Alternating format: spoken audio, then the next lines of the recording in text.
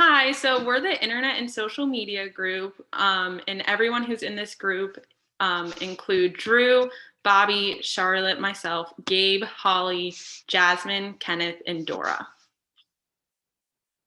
You can go to the next slide. So what is social media? Social media consists of websites or apps that enable users to create and share content and network. It facilitates sharing of ideas, thoughts, and information. So platforms like Facebook and Twitter, Instagram, and then it also builds social and professional networks and communities such as Facebook and LinkedIn. It's how people communicate, collaborate, and get their news. It's how they're entertained and even shop. It really is ingrained in almost every aspect of our day to day lives. And it just quickly gives users a plethora of content at their fingertips because you can have these websites and apps on your phone, your computer, your iPad, wherever you go. So some pros of social media is that it allows people to connect with others all over the world really quickly. And this was exacerbated by the COVID-19 pandemic, especially when universities had to go virtual. People could go back home all across the country or the world and still participate in their classes. In recent elections, it has increased voter participation and facilitated political change. It quickly spreads public health and safety information during crises such as hurricanes, earthquakes. Facebook even has a feature where you can mark yourself as safe during a crisis, and it just generally spreads news really quickly. As I said previously, it can help create a professional network. It's a tool that is used by a lot of applicants and employers, and it can be a great free tool for a lot of small businesses as a way to advertise. And but most importantly, it's used for entertainment for millions of people. Some cons, which we'll elaborate on throughout this presentation, is that it can exacerbate feelings of disconnect and has increased depression, anxiety, and low self-esteem amongst teens and young adults. It facilitates a environment where peer pressure and cyberbullying are prominent. It is addictive, as well as a distraction, and can cause procrastination. And increasingly, there are many privacy issues due to the amount of information that companies store and sell. And just being on your screen all the time can really affect your sleeping habits. Some interesting stats are that 3.5 billion people around the globe use social media of some sort. Facebook collects 500 terabytes of data every day, and that's just Facebook. In terms of age breakdown, 90.4% of millennials, 77.5% of Generation X, and 48.2% of baby boomers use social media. Facebook is the most used social media platform, but YouTube does come in a close second. So depending where you look, those two might switch. And then 2/3 of US adults are on Facebook users. It's definitely the most prominent social media platform for older age groups, while younger age groups are more on Twitter, Instagram, and Snapchat. Individuals spend an average of 3 hours a day on social media platforms, and as many as 72% of teens say that they have been cyberbullied at some point in their life. And then people who use social media the most are 2.7 times more likely to be depressed than people who use it the least. So the spread of misinformation, when you're spreading false information, then you're spreading something called fake news. Fake news can be described as or defined as false news stories, often of a sensational nature, created to be widely shared or distributed for the purpose of generating revenue or promoting or discrediting a public figure, political movement, company, etc. I got this from dictionary.com. Um, The internet is becoming increasingly populated with misleading information. Now, fake news does not necessarily include your voiced opinion, but rather the evidence backing your opinion. Um, conspiracy theories can arise from these fake allegations. Uh,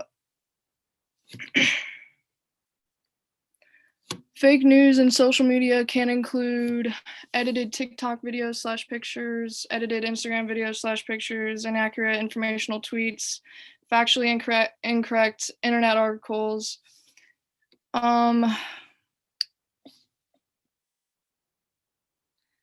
Fake news can be spread for a number of reasons. One of those reasons is criminals oftentimes gain profits from exposing the people they worked close with. This oftentimes can be false for their benefit so they can get out of getting in trouble or useful towards the lawyer's case.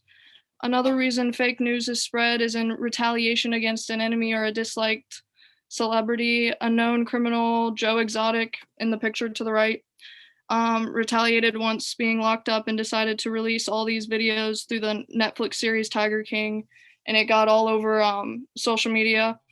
This caused several trends on social media that supported the allegation he made against Carol Baskin to be true. The trend said Carol Baskin whacked him in reference to her killing her husband, and in which many social media users came across these videos and didn't realize the information being spread. They didn't really understand that like they were supporting it when they liked that video. This information is still unknown to be true or false, whether she killed her husband or not, but it's still all over social media.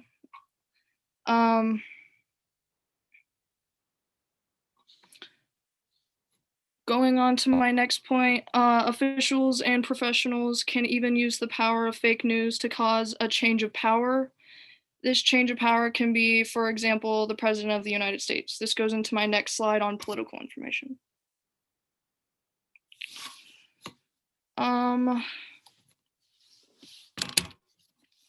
The president was more involved on social media than ever before, which allowed information to be received in a matter of seconds. The fake news can also be spread with a matter of seconds. So that means as soon as it's sent out, 1 million people can share it and it can get out to everybody. The spread of misinformation affects the nature of the election. This 2020 election had many fake news articles that caused more tension than any previous election. Fake news and social media can be used to defame politicians. For example, Hillary Clinton was defamed after allegations were made about her deleting emails, and that was spread all over like TikTok and Instagram and stuff like that. This was a controversial topic of why she did not win the 2016 election over Trump. The media benefits from having an angle on a story because it attracts viewers and viewers make money. The story to the right shows Trump supporters misinformed through social media about the outcome of the election. This caused elevated tension in a large crowd, which can lead to acts of violence and other harsh actions. The articles stated that Trump will create his own misinformation by posting false claims. Trump and his followers have used misinformation as evidence of more misinformation. This shows the chain of misinformation that can happen if the first allegation is not spotted. So he was just using all this fake news. He was using fake news to support his fake news, basically. So how do we know if this information on social media is true or not? We don't, which takes me to slide 3. I'm just going to talk about the terms and conditions a little bit, but Kenneth should be talking about that more in later slides. This is a graph displaying which platforms allow false information. Clearly, not everything you hear on social media is correct after looking at this visual representation. Based on the visual, it seems like voting/census misinformation has been prohibited the most across each social media platform. The article from this same source stated, misinformation on the coronavirus has been tightly restricted since dangerous falsehoods about the virus swept through social networks in early 2020. You can see this under health/coronavirus on the graph. the restrictions have been made to restrict people from arising fake news. Panic, riots, and lives are all potential risks upon revealing heavily debated misinformation.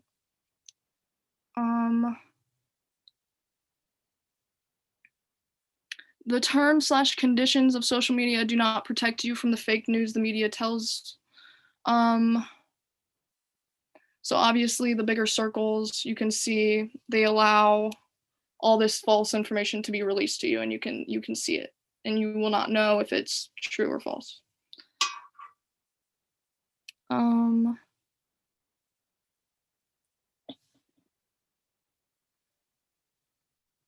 An age limit is required for all social media accounts to protect the younger generations from being told false information that their parents are not okay with. And then going on to the next slide, sorry. So spread of misinformation, edited video clips. These younger generations made up these things called meme accounts, which I want to talk about. Which brings me, okay, sorry. These accounts are basically just accounts with clipped videos and no personal information is revealed about the person behind the screen.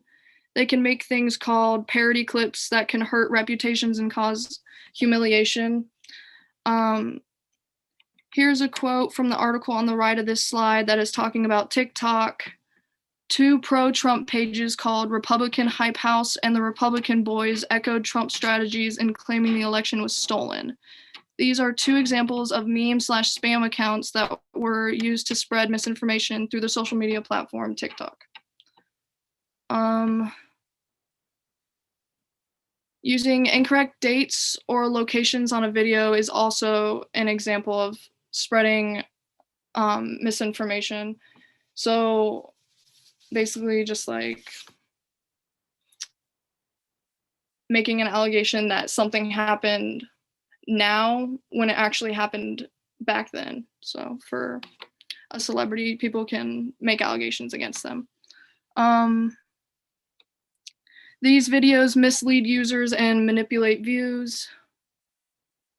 The article to the bottom left of this slide shares information about Biden that has been manipulated and shared over 1 million times on social media.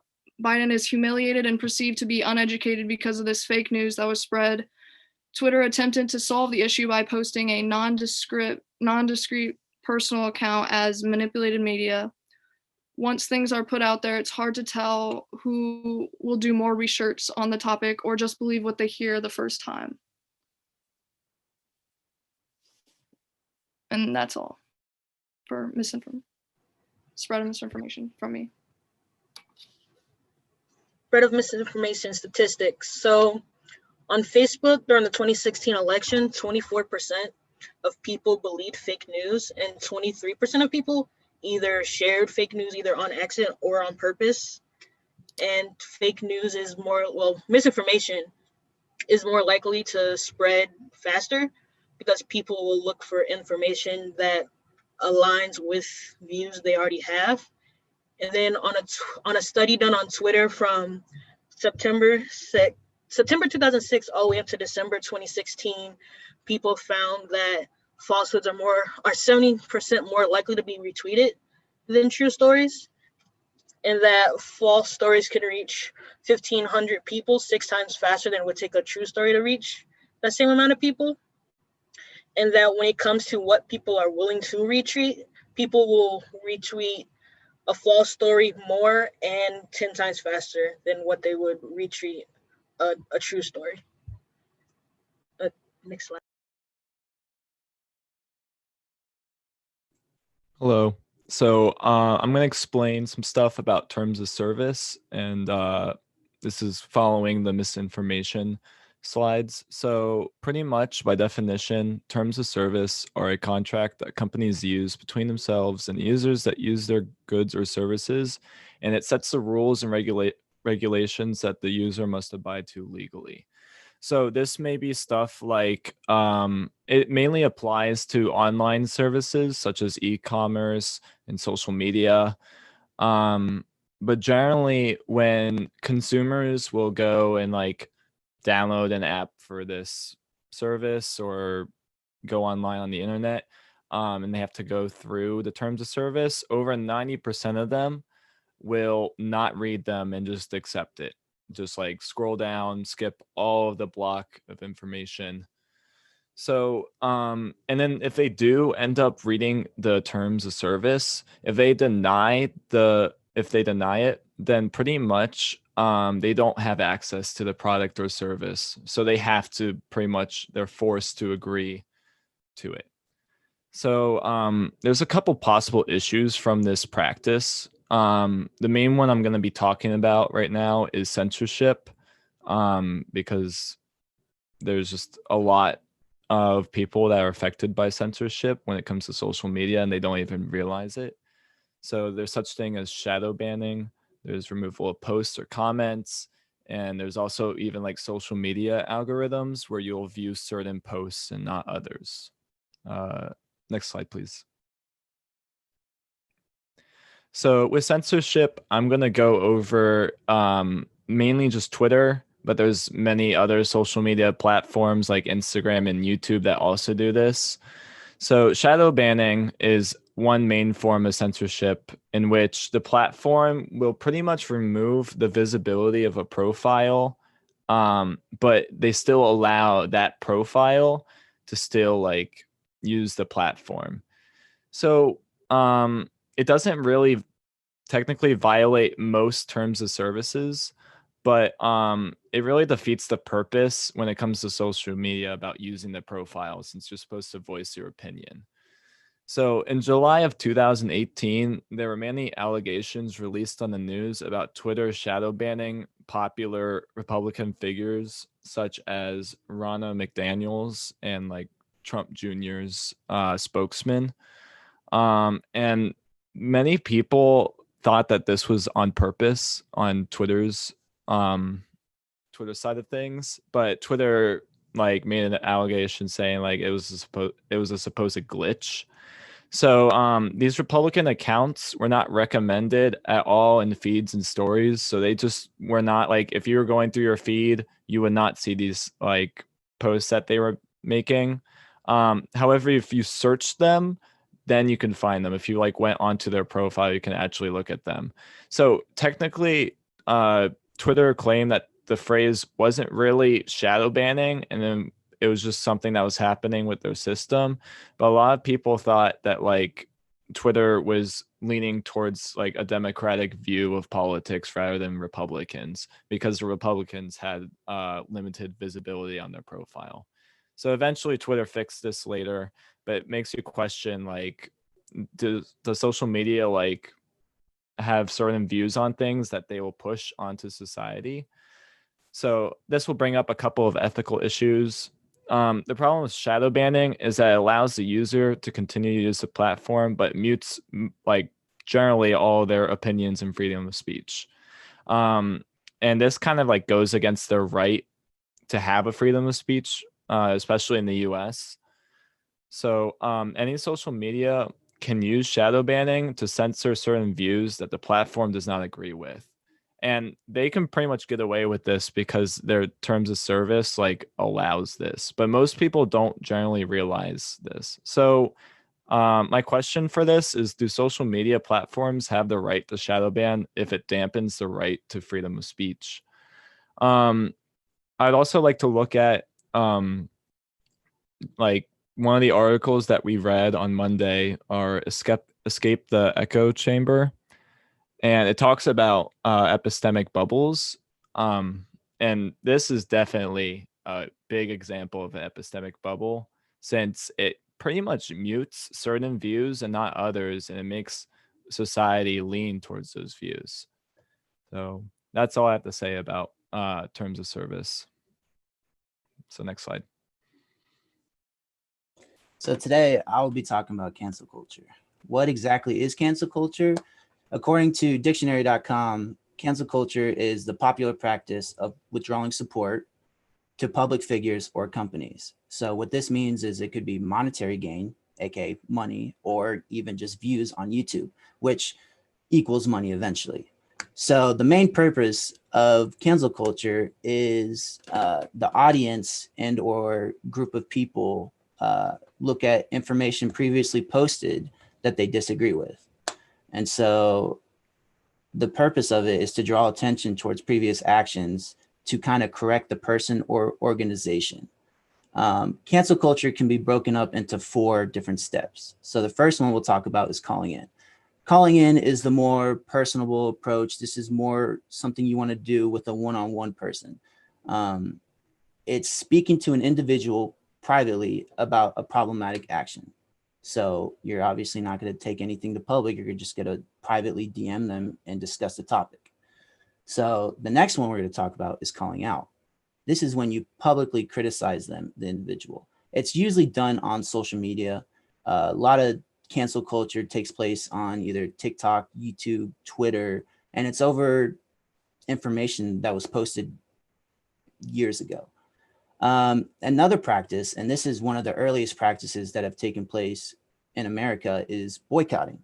And this is refraining to purchase or give any sort of monetary gain to the person or organization. So this is where you don't talk or speak to the organization directly. You just don't support them. And boycotting usually is more effective the more people you have with you. And the last thing is canceling. This is the more aggressive approach. This is when the purpose of it is to hurt the individual's image. Regardless of how you do it, the end goal is to just try to diminish their popularity or hurt them in some sort of way to let them know that you don't agree with what they're saying. And Drew will go on the next slide.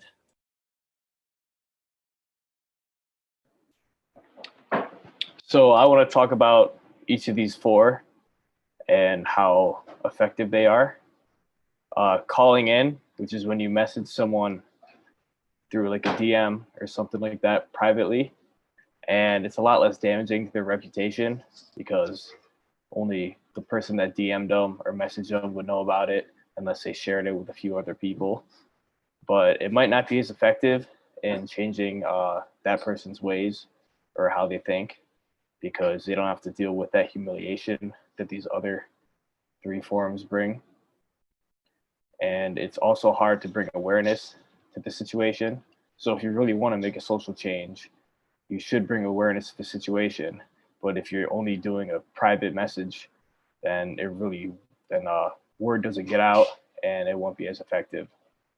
Calling out, which would be publicly accusing someone about something they did, almost like exposing someone.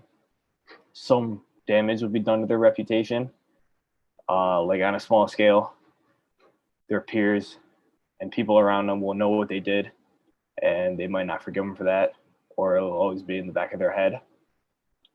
On that person, there will be more pressure for them to change and change their ways, however they did wrong. And then the problem will make others more aware about it since you made it publicly known.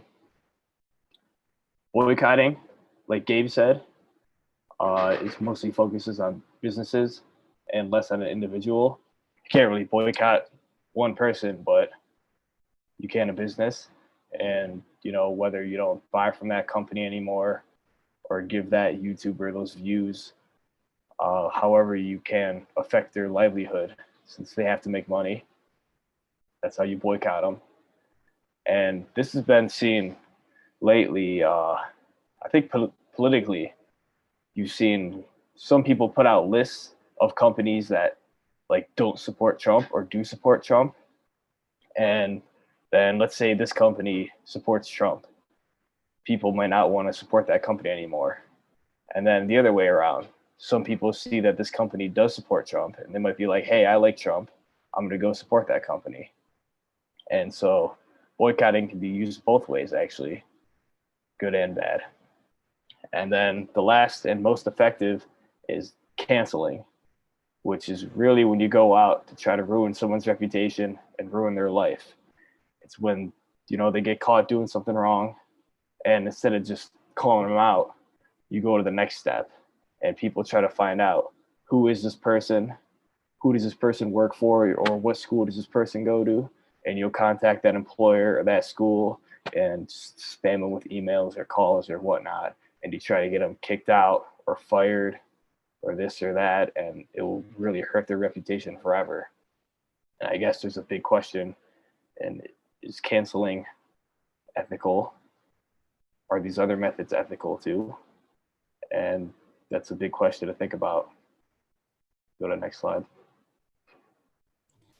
So one thing that cancel culture takes into consideration is it doesn't only have to be with a big organization or a very popular person. You know, it could be like a classmate or a friend or an ex, and that can tie into cyberbullying. So cyberbullying is a type of bullying that just takes place over a electronic device that uses the internet.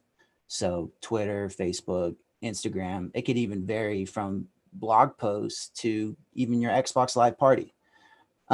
It's extremely common. Cyberbullying is super common just because it's how easy it is to access the internet, and the fact that you can be anonymous too. Not a lot of social media, the people won't be exactly who they say they are. So it's a lot easier to talk trash behind a screen because you don't physically see how it affects them. And the purpose of cyberbullying is just to bring the individual down. I mean, that just means that they did something you don't like or don't agree with, and you are harassing them. So Drew will go over some statistics that we found. According to the National Center for Education Statistics, this survey was from among students ages 12 to 18, and it was taken in 2017.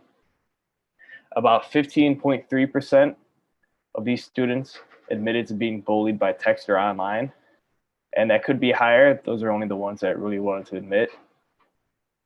And this was obviously 3 years ago, and those numbers are probably only going up because people are getting more and more phones, getting more and more into social media. So there's no way that cyberbullying is going down at all. Of that 15.3%, out of the 9th to 11th graders, they were bullied significantly more than the 6th to 8th graders by about 10.6% on average. And I think a trend for this would be that if you're older, like in high school, you're more likely to have a smartphone than if you're in middle school. And when you have a smartphone, you can get access to social media. So that's why these older kids are getting cyberbullied at a higher rate than these younger kids are.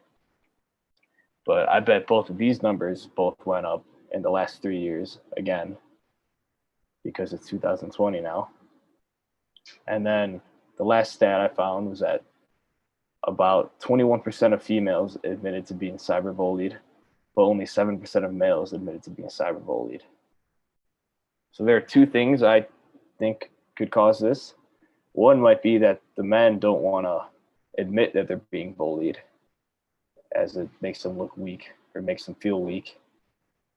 And the other thing that I thought about was that girls, you know, they want to look good on Instagram. I mean, guys do too, but it's in a different way, you know, makeup and Photoshop and whatever. And that might lead to an increase in their cyberbullying among females over males. That's good. Next slide.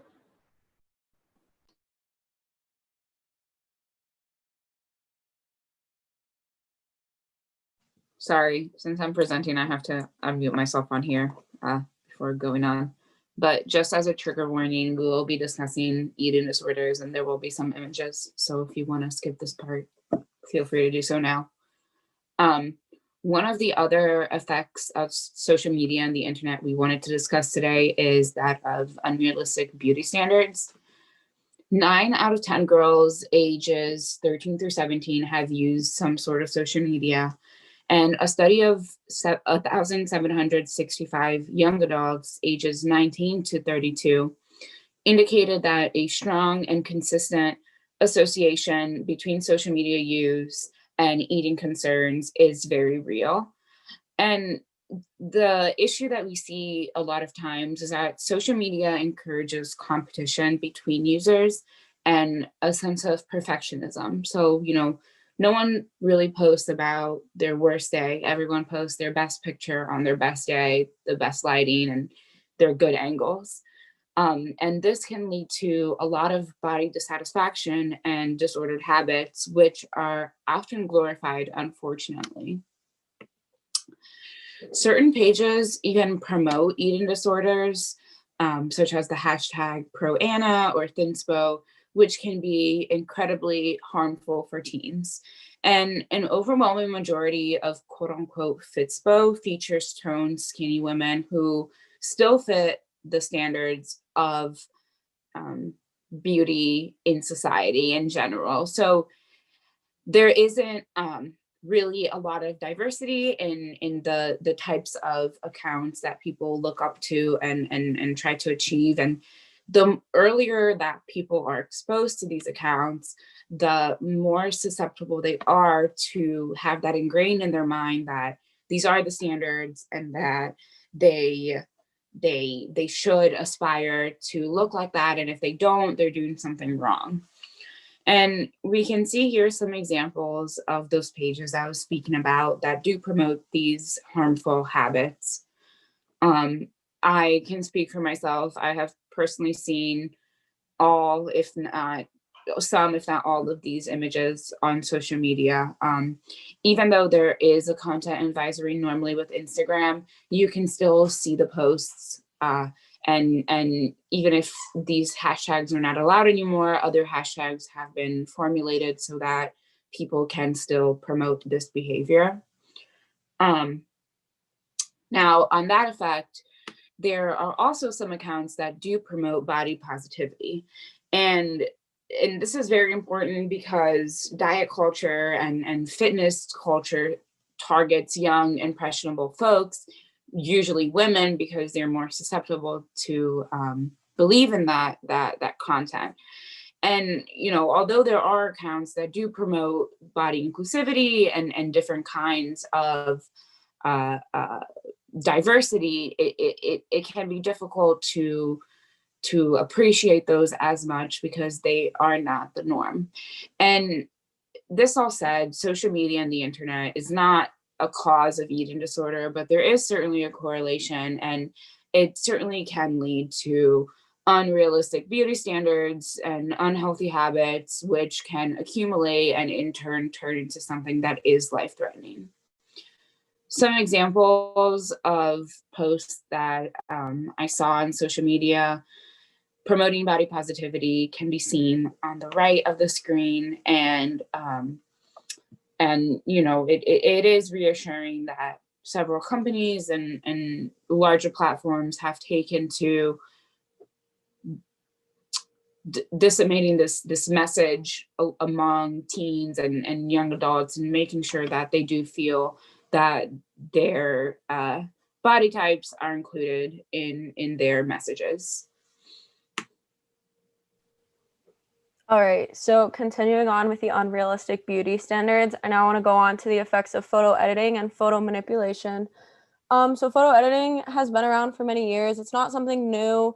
So some common photo editing platforms that I see used a lot today include Photoshop, Facetune, and Touch Retouch. And so just to give a definition of each of these, so Photoshop is usually used for more, I would say, like professional settings, like ads that you see in magazines or like on billboards, things like that. Those are often edited using Photoshop. And then Facetune is kind of more casual. You can use it on your iPhone, your iPad, any kind of handheld device. And those are also often used for photos that are uploaded to Instagram. And then Touch Retouch is an app that you can use to edit things out of your photos.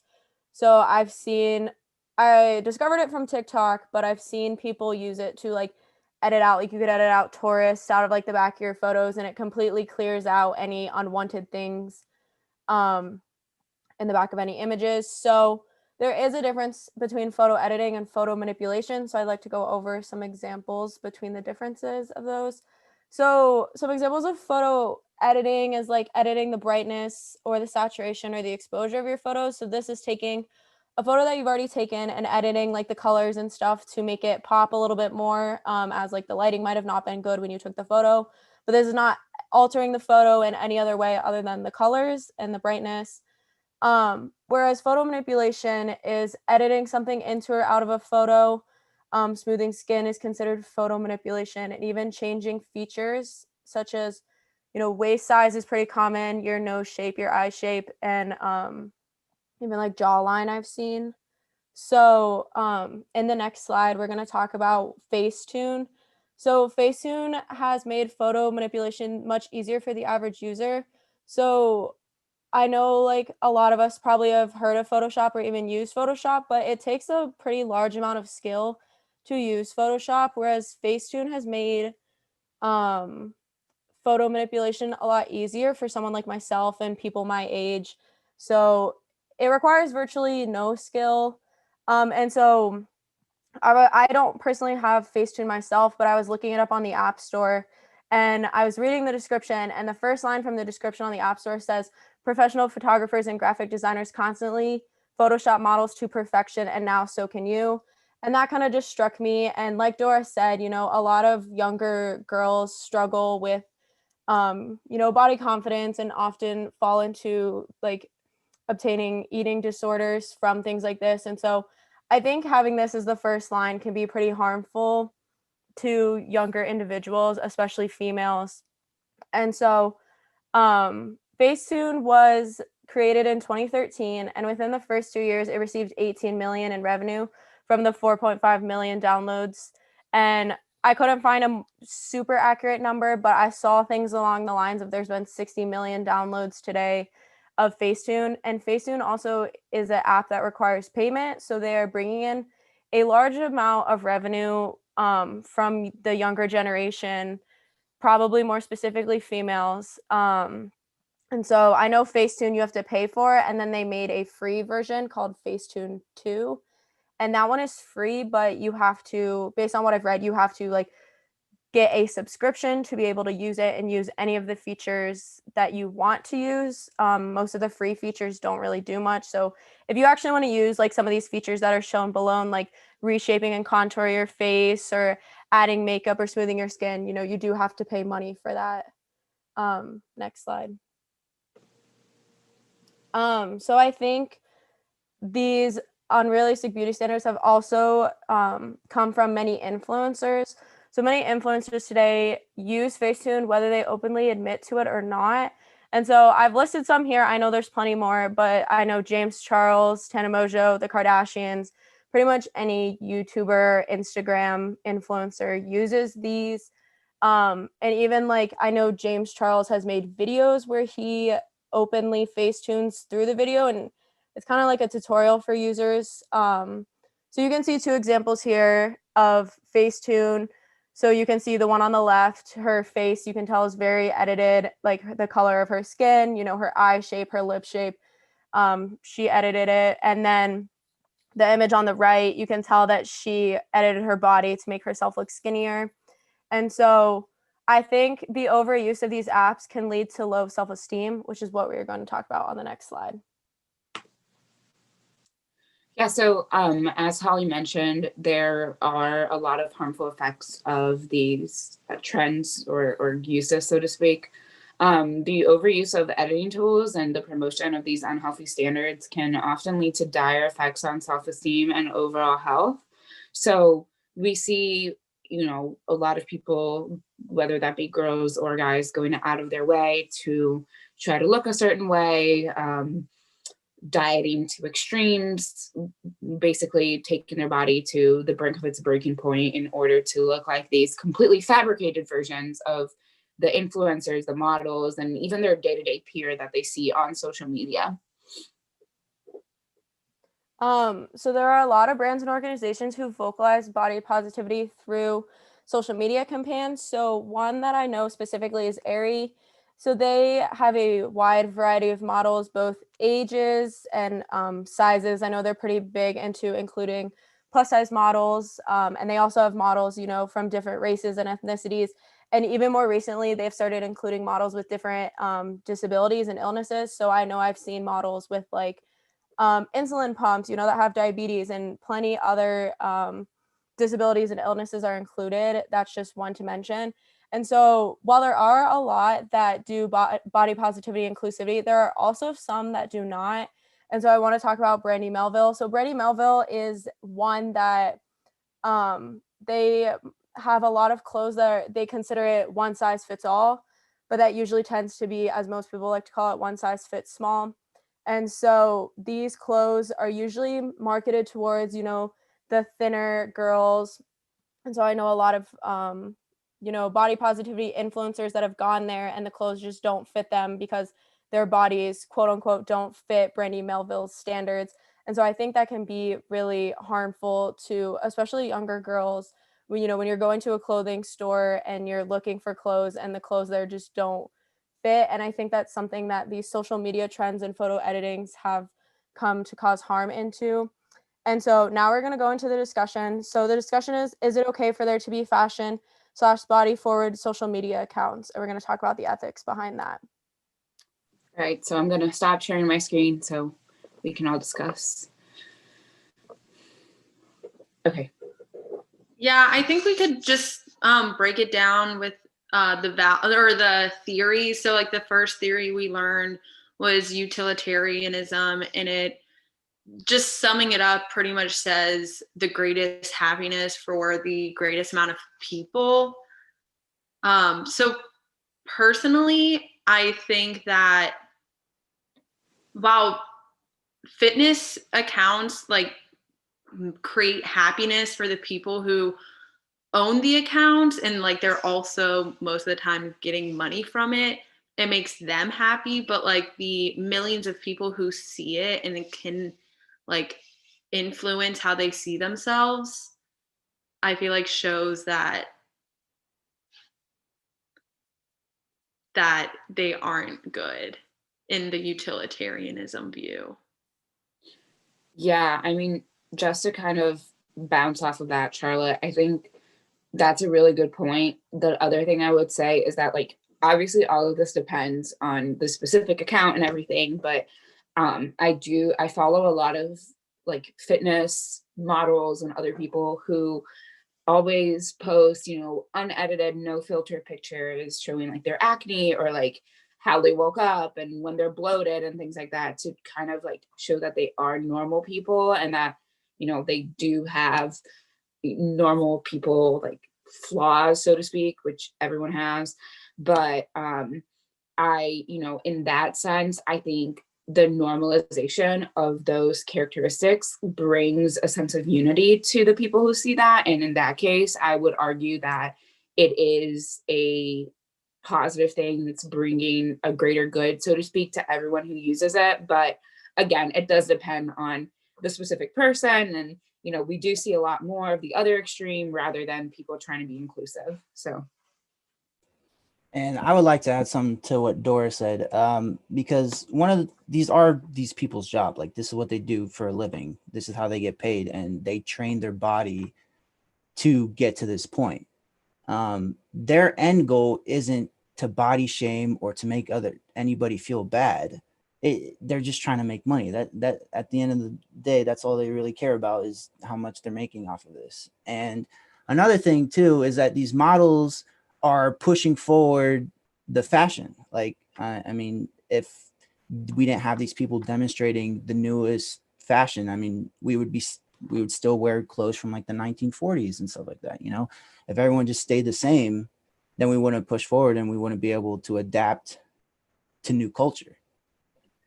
I do agree with what you're saying, but also like utilitarianism says the greatest amount of happiness for the greatest amount of people. So like, yes, those people do earn a living from running their accounts, but that creates happiness for them. And I think like people who own fitness accounts make up the small majority of people who are on social media.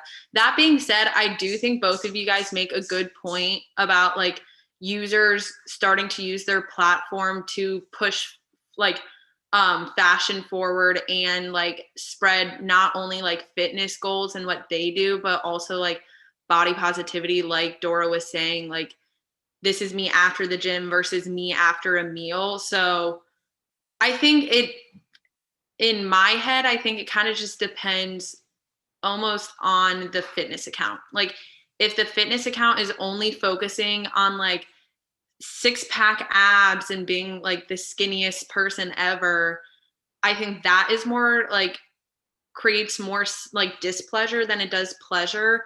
But then yes, those accounts that do like push forward fashion and do like body positivity things, I feel like those, I agree with both of you, could bring more happiness to more amount of people. I just to go off you, I think those accounts are also just trying to educate athletes on how to get their body to be like that. So not just to say this is how you can get skinny, but this is how you can get the athletic build that you want for your body type. Because I've seen all these ads where people are like, you're doing the wrong exercises for your body type, and some people will promote that you don't have to do the same exercises as this guy because he looks like this. You can do exercises. I don't know how I'm going with this, but going for a different body shape. Yeah. Yeah. I was gonna say, Bobby, I was actually gonna bring up a similar point. I've seen posts and like quotes where it's like, if we all exercise the same way and all ate the same thing, we would still all look different. So, like there are like fitness coaches who are very much into the personalization aspect of it. I think the problem in the ethical sense that we run into is when there is none of that. So there's a lack of inclusivity, and it's not even just about positivity, but it's a lack of realness and uniqueness in each person. And also to tie into that, I briefly spoke about this, but like diet fads and like, or fat diets, and other things like that. Like I've seen posts where people are like, oh, like drink this tea to lose like 15 pounds, or like, this is kind of unrelated, but I saw this on, it was like Dumb Ways to Die or something on TV. And it was like, this girl was trying to lose weight by doing the grass salad, and then realized like the grass diet, and then realized the grass outside was full of pesticide. And so she kept eating the grass and died because she was basically poisoning herself. So like, obviously that's an extreme case, but things like that, where you're basically like putting your body in an awful situation because someone on social media is like advocating these like detox skinny teas and these things. So I think also that kind of falls into the misinformation portion that we spoke about, because like a lot of this is not scientifically backed at all. Like it's some pyramid scheme that someone's like selling this out of their like garage. So I think that also like ties into that, like the legitimacy of these posts.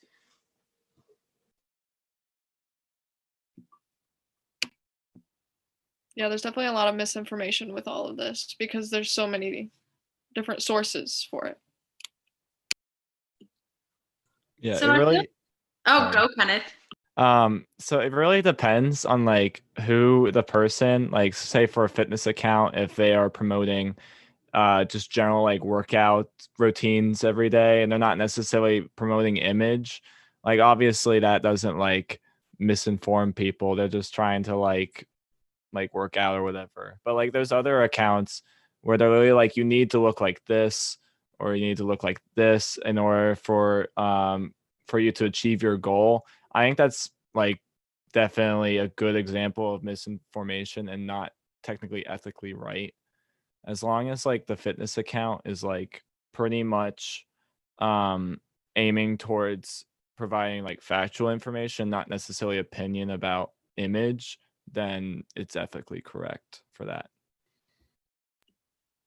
Yeah, I agree. And I also, just to move the discussion along, want to talk about Kantianism and how there's like 4 different formulations for that. But I think the 2 that we talked about in class included like universalizing actions, and then the second formulation, I'm blanking. It's like on the top of tip of my tongue.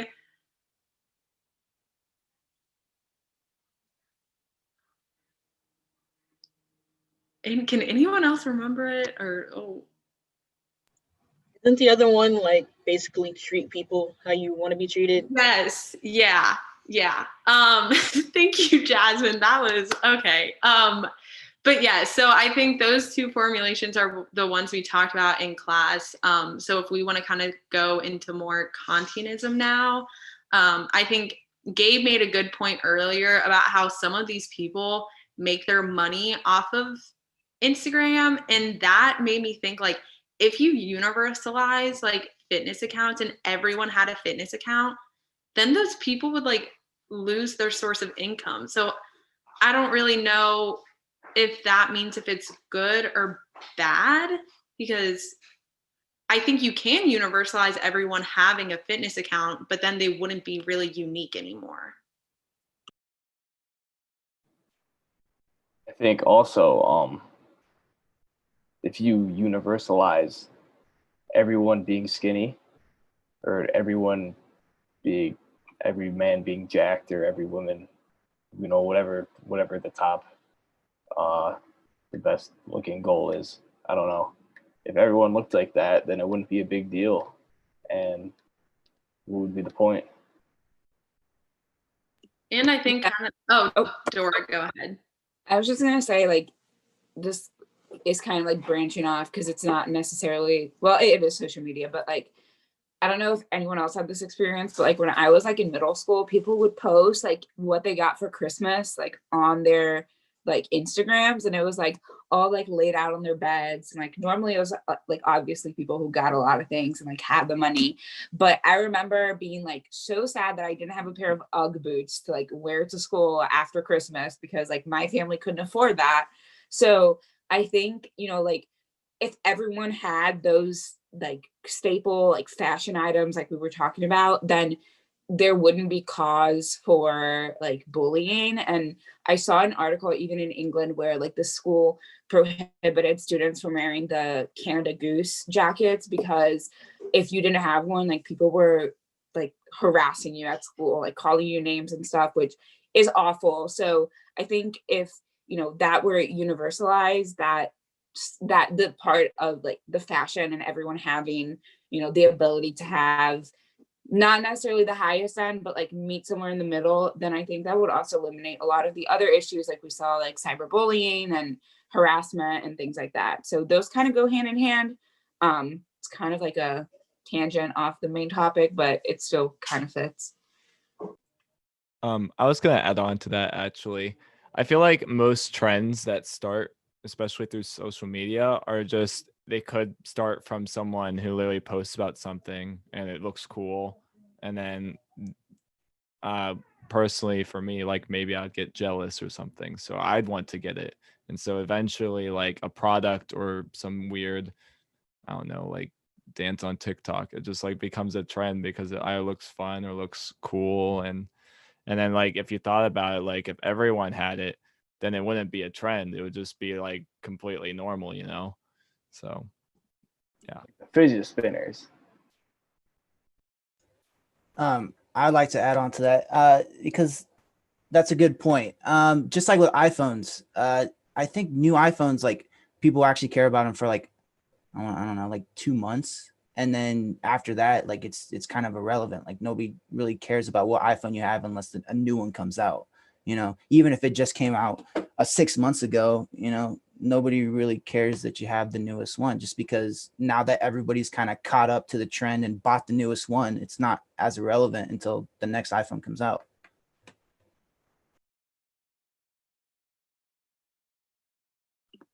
So I think like in conclusion, like you can almost like there wouldn't be any harm in normal or universalizing like fitness inspiration or like fitness accounts.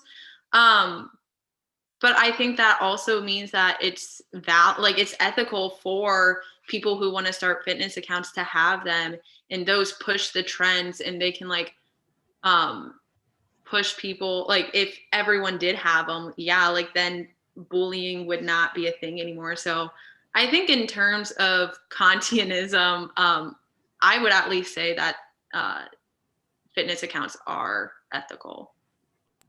I was just thinking about a trend, but like some trends are good because I was just the ice bucket challenge for I forget which disease it was, but it was ASL. a really good positive trend. So, ASL or ALS.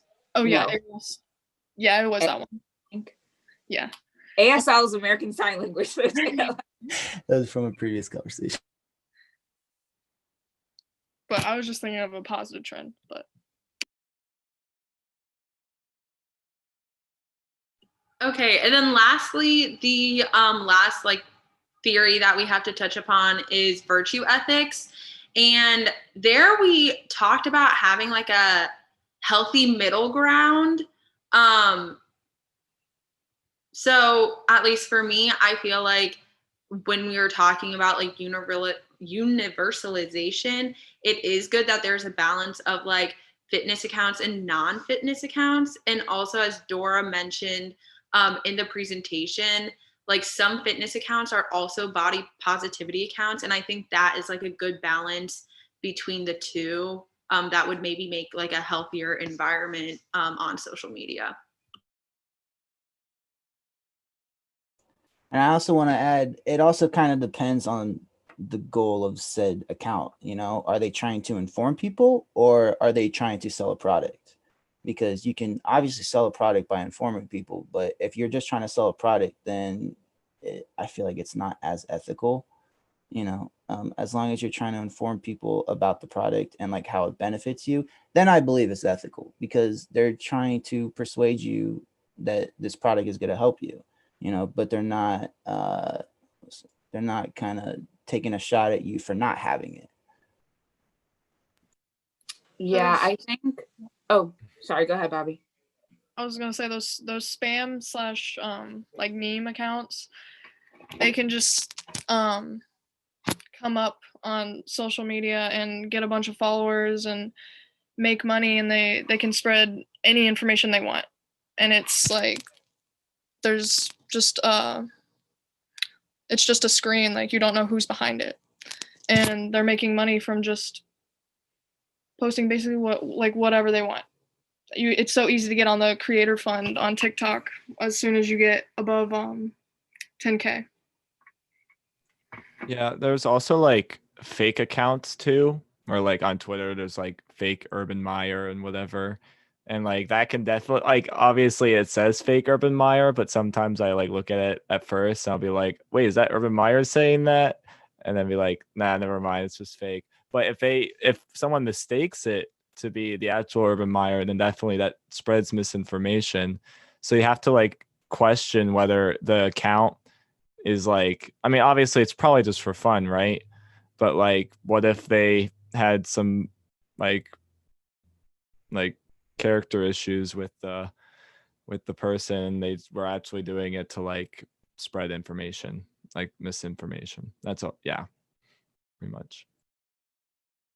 Yeah, I was just gonna say that, in terms of like finding a middle ground with everything, obviously anything that's like unfactual and like untruthful, there is really no middle ground. Like there's the truth, and then there's like there are no alternative truths. Like so that there's not really middle ground for that. But with other things that include like selling products or like putting forward like a fashion trend, like I think, and this also has a lot to do with like Eurocentric beauty standards, and like beauty standards in America specifically are very different than around the world. So we see a different concentration of posts like that here, and I think that is what's harmful, like that there isn't the representation of everyone, because the average size of a woman in America is something like a size 12 or a size 14, I can't remember, and you don't see, that's not the average person you see on these marketing schemes. And so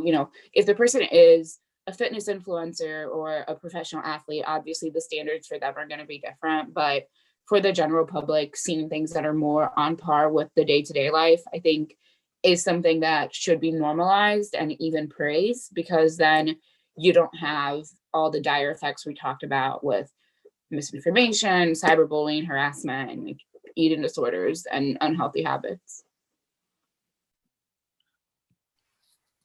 I kind of think you bring up a good point there, Dora, because like you said, like the average size in the US is, or yeah, in the US is size 12, but I feel like, especially going off like what we were talking about, the fitness inspos, like a lot of them are like a size 0 or even a size 2, you know?